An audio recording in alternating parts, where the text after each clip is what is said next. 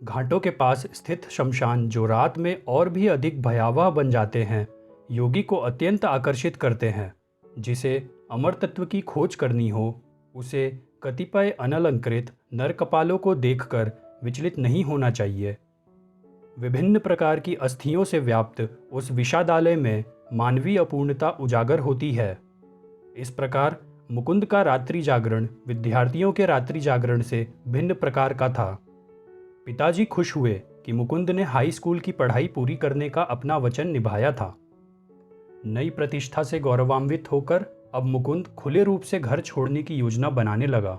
अपने एक समवयस्क मित्र जितेंद्र मजुमदार के साथ वाराणसी के एक आश्रम श्री भारत धर्म महामंडल में जाकर रहने का और वहां आध्यात्मिक शिक्षा ग्रहण करने का मुकुंद ने निश्चय किया। अपने परिवार से वियोग की कल्पना एक दिन गहरा विषाद बनकर मुकुंद पर छा गई। माँ के स्वर्गवास के बाद मुकुंद के दो छोटे भाइयों तथा सबसे छोटी बहन के लिए विशेष रूप से मुकुंद का प्रेम तीव्र हो गया था।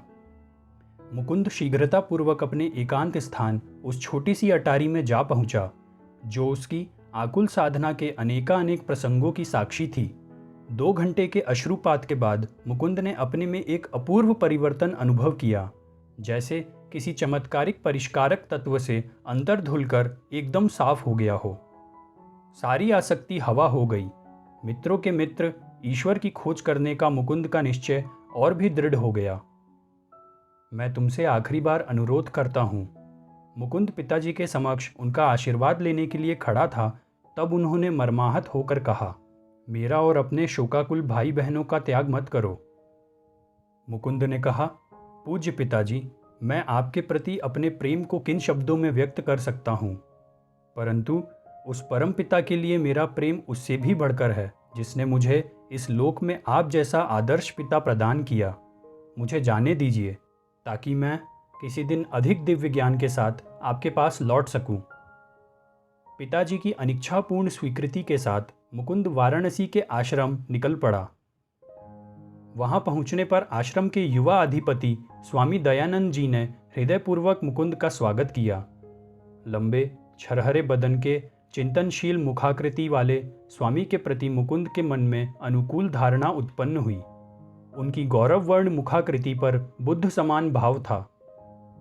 मुकुंद को यह देखकर खुशी हुई कि उसके इस नए घर में भी एक अटारी थी।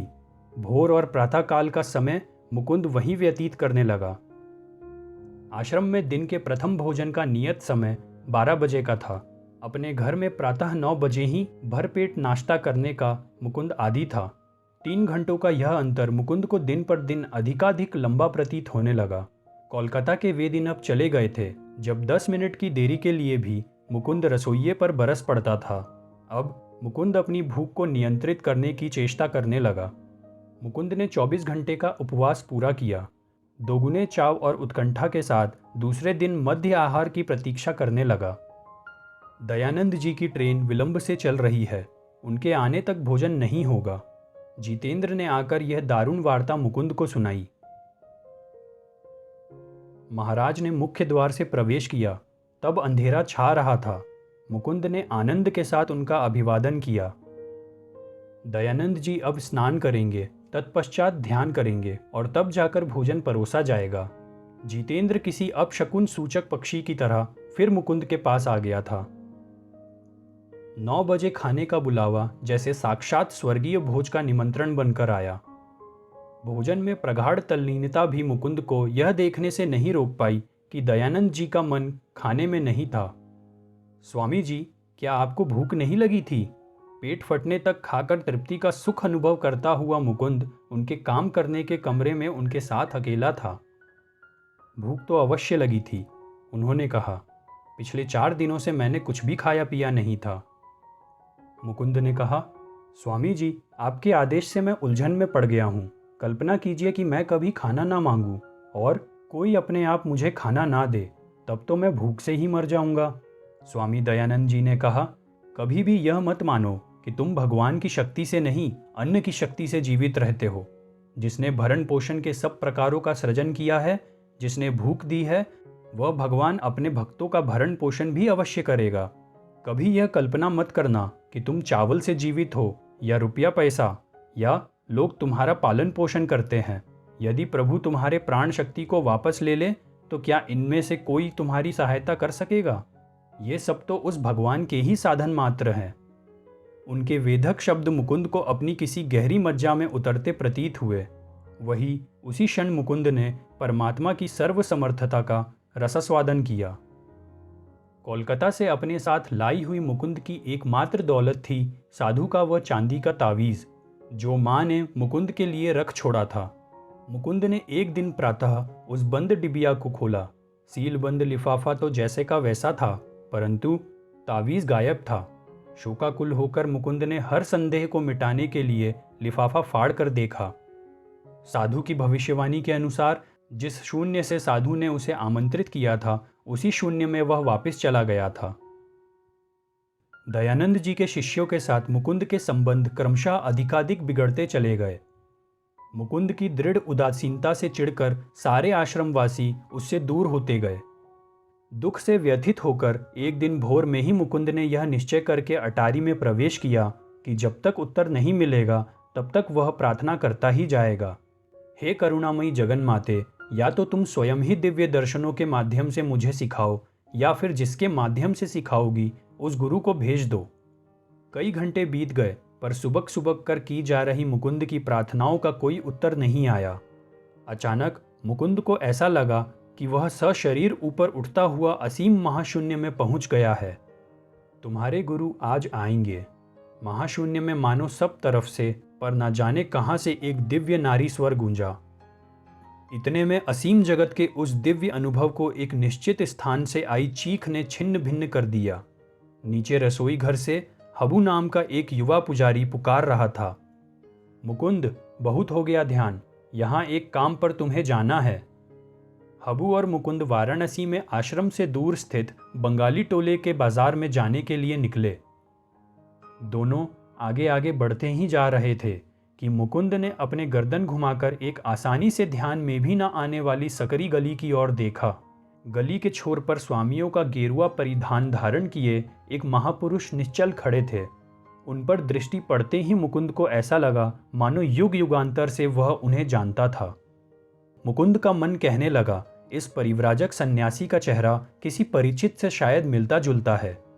10 मिनट पश्चात मुकुंद के पांव सुन्न हो गए। ऐसा लगा जैसे दोनों पांव पत्थर बन गए हों और भार आगे ढोने में असमर्थ हो गया हो।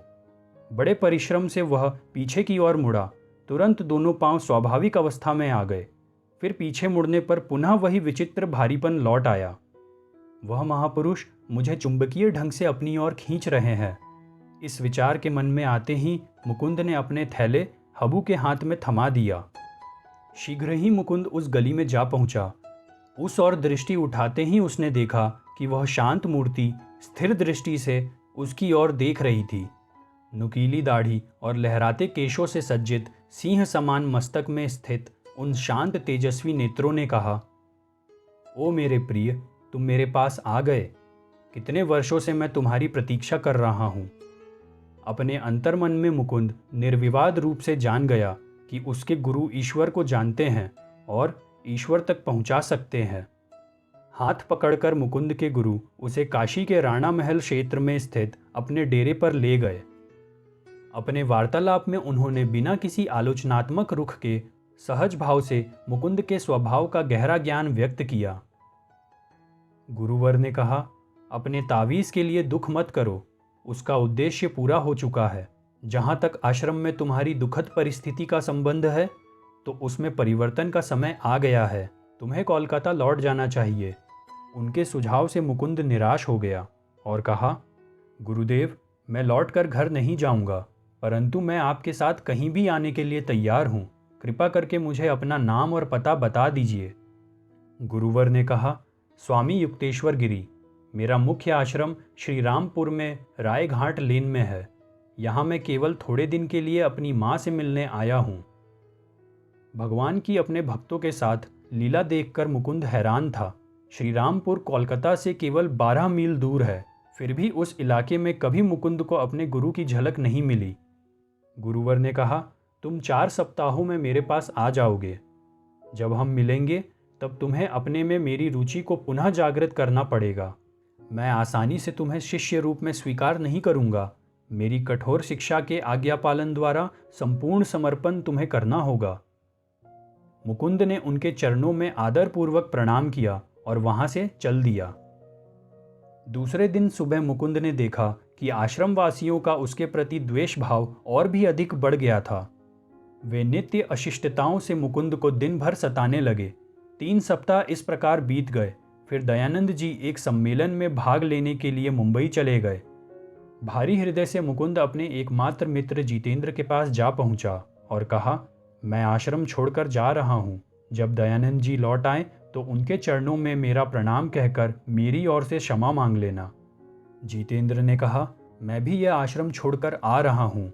यहाँ मेरे ध्यान करने के प्रयासों पर प्रतिक्रिया का हाल भी तुम्हारे जैसा ही है। मुकुंद ने कहा, मैं एक ईश्वर प्राप्त संत से मिला हूँ। चलो हम उनके पास श्रीरामपुर चलते हैं।